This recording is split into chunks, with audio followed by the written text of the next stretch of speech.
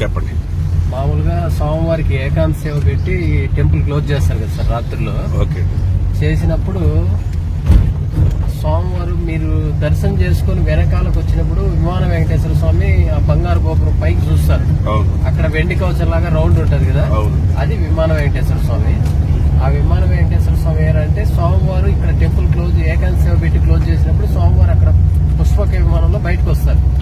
బయటకు వచ్చి కింద అలివేలు మంగాపురంకి వెళ్తారు, మంగమ్మ దగ్గరికి.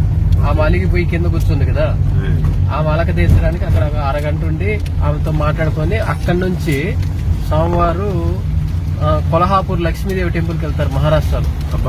అక్కడికి వెళ్లి అక్కడ అమ్మవారి దగ్గర ఒక ½ అక్కడ మాట్లాడుకొని అక్కడ కాసేపు ఉండి అక్కడి నుంచి సృష్టి చూసుకుంటూ పూరి జగన్నాథం టెంపుల్ కి వెళ్ళిపోతారు ఒరిస్సాకి.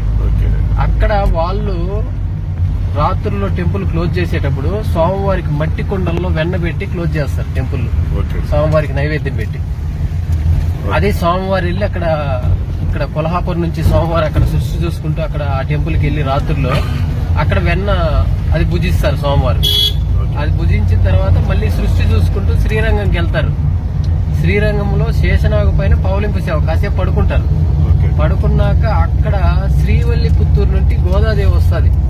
గోదాదేవి వచ్చి కాళ్ళు ఒత్తుతుంది. సోమవారం ఇక్కడ తిరుమల కొండలో నిల్చొని అలసిపోయి ఉంటారు కదా, ఆ కాళ్ళు ఒత్తుతుంది అమ్మవారు శ్రీవల్లి పుత్తూరు నుంచి వచ్చి గోదాదేవి శ్రీరంగంలో. తర్వాత ఇక్కడ సోమవారికి సుప్రభాత సేవ స్టార్ట్ అవుతుంది కదా సార్ రాత్రుల్లో 12 తర్వాత ఇంక రోజు మారిపోతుంది కదా.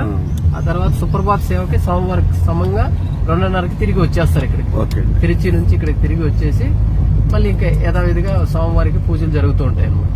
అట్లా సోమవారం ప్రతిరోజు ఇలాగ తిరిగి వస్తూ ఉంటారు.